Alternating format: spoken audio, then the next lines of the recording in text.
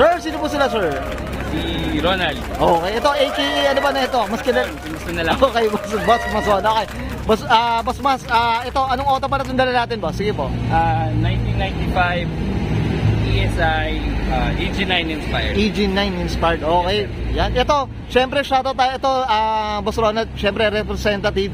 Syempre, shoutout tayo sa owner. Sino po ba owner na ito, Ang po? owner po nito si Renz Michael Mirador. Okay, ng yan. MRL Cars. Yun, okay. Diyan, shoutout. Okay, shoutout tayo dyan. Boss Ronald, syempre, okay, very curious sa mga auto. Paano ba kayo nahilig sa pagkukotse, Boss Ronald? Sige po. Sa pagkokotse, dami.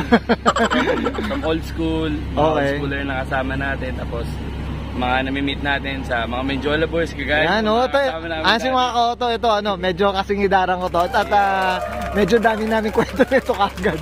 Okay, Boss Ronald, syempre, at least talagang old school talaga, boss, no? Throwback na throwback din talaga. Boss Ronald,